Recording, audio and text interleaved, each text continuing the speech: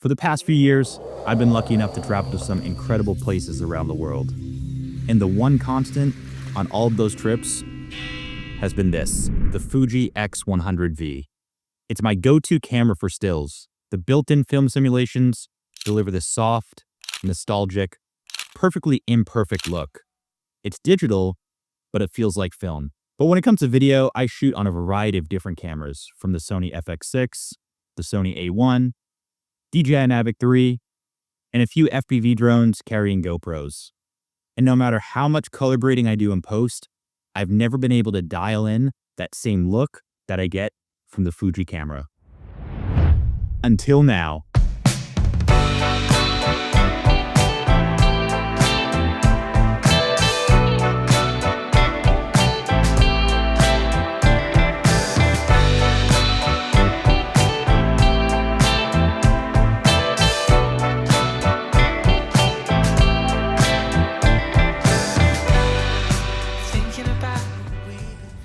So full disclosure, Dehancer reached out to me a few weeks ago asking me if I could review their Dehancer plugin for Final Cut Pro. Now, I'll be honest, I was a little skeptical at first because look, I'm self-aware. I know I don't have the biggest YouTube channel, but after responding saying that I was interested, all they're asking for in return is for an honest review to help them improve their product. And I've seen several videos on this topic. Some of them have been super technical. Some of them have been very helpful. But for the scope of this video, I want to keep it a little bit more high level. And I want to show a few examples of how I've used Dehancer across those different cameras I mentioned before, showing the FX6, the A1, the DJI Mavic 3, and for probably the one other person that's flying FPV drones and using GoPros and wants to use Dehancer, I've got a clip for you.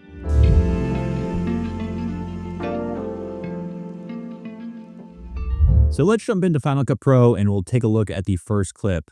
Now, this was for a music video that I shot using the Sony FX6, and this is the color grade pre-Dehancer. So I use Motion VFX. It is using the same Rec 709 conversion that Dehancer is using. So S-Gamut 3 Cine. A few slight adjustments for adding a little bit of contrast to the image. A few basic adjustments like adding in vibrance and saturation. And then for the film stock, we're using the Kodak Ektar 100. So Motion VFX does have a few different film profiles to choose from. So here again, we're using the Kodak Ektar 100, which is generally balanced for daylight. And then we're adding a little bit of grain and a little bit of vignette. So again, this is the grade pre-Dehancer. If we deselect this clip, this is what it looks like with Dehancer. Now, if I show you the same settings, the same conversion to Rec 709, the same film profile, some slight adjustments, adding a little bit of contrast, adding a little bit of saturation, adding a little bit of color density. And what I really think makes this image pop so much more is this print profile. Being able to print on different types of actual film paper, I think, is what really makes Dehancer stand out. So if we enable this clip again, let's just play it from the beginning. So again, pre-Dehancer, let's maybe pause in the middle. And you can see post-Dehancer. Now, if we zoom in a little bit on the image, we can see both images do have film grain. So there's a little bit of grain here. I think the algorithm with Dehancer, it looks much more natural. I mean, it definitely looks much more prevalent, but I also do like her skin tone. And again, it's using the same profile, right? So that Kodak Ektar with very subtle changes. And I think that's the key word for this, right? Is subtle. You want to add a little bit of salt and pepper, but you don't want to go spill the salt and go overboard on any of these changes. You know, it took me maybe 4 to 5 minutes to really dial in all these settings. It was super simple, from the film developer to expanding black points and white points, selecting the print profile, and then adding a little bit of grain, a little bit of halation, and a little bit of bloom. So I think that's really cool. I do think that looks like a really nice image and something that I likely would use in client work. All right, so that was with the FX6. Let's try a shot now that was shot on the Sony A1.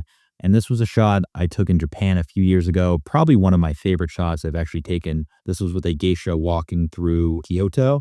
So same thing, here is the grade pre-Dehancer. And just to compare, right, we're using the same Rec 709 conversion, a few small adjustments to bring a little bit more contrast, bring a little bit more warmer temperature.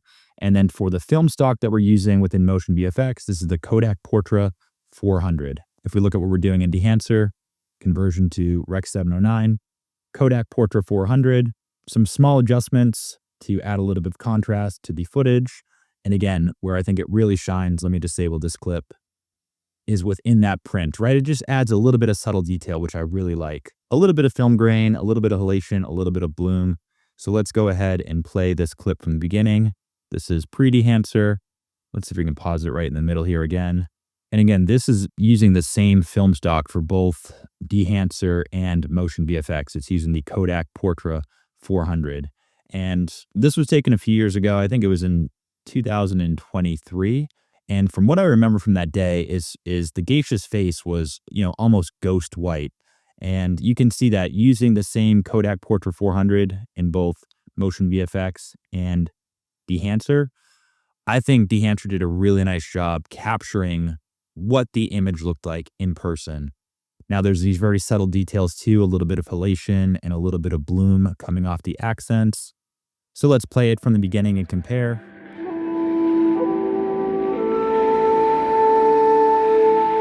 So the next clip, this was taken on the DJI Mavic 3, shot in Dlog. And same thing, this was pre-Dehancer. And now we're looking at the grade with Dehancer. So let's play this clip through. And I'll see if I can pause in the middle. And I think this is really, again, where Dehancer shines. What stands out to me right away is just the halation and bloom coming off the Ferris wheel. Right, you can really see the differences in the highlight in that halation coming off these artificial lights.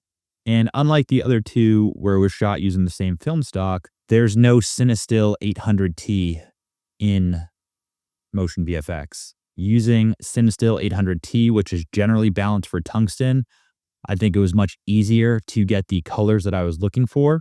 So if we play the full clip through,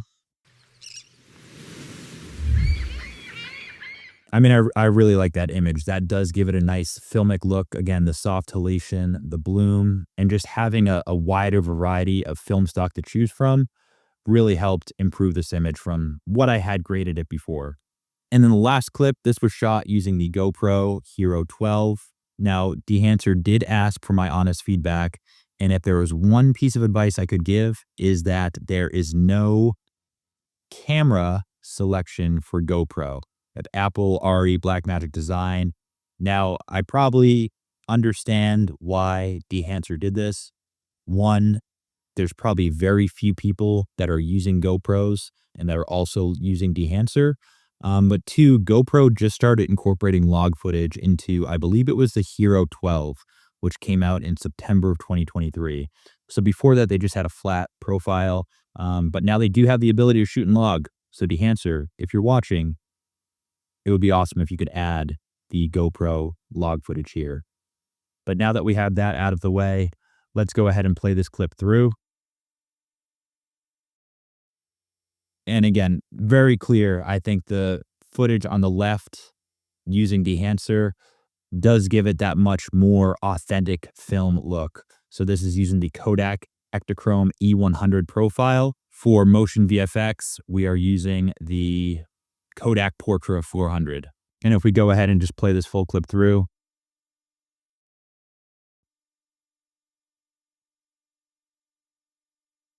I mean, that's something that could be in a Tarantino movie. I'm probably giving myself a little bit too much credit, but I really like the way that looks. So let's go ahead. We'll play all four of those clips again, and we'll just go from pre-Dehancer to post-Dehancer.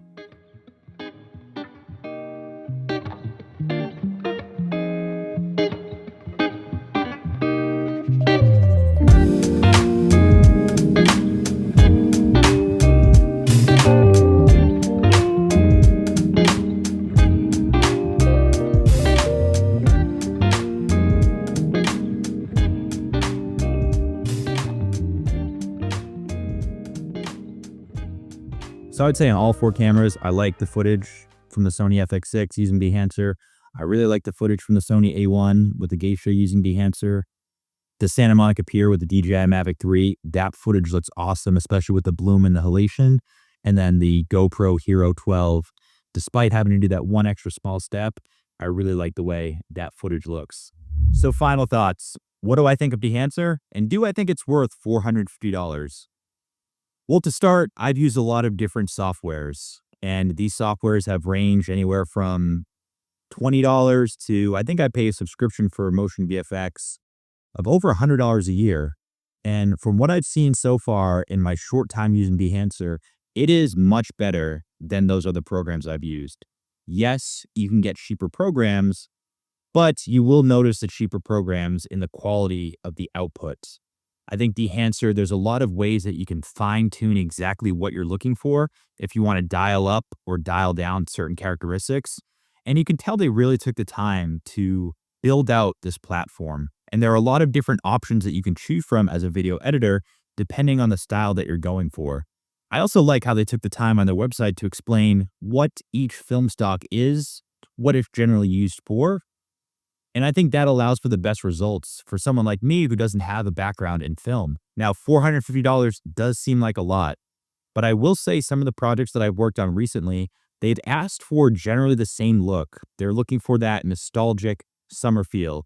And out of all the other softwares that I've used to try to deliver that nostalgic look, that same look that I get in the Fuji X100V, Dehancer is by far the best option out there.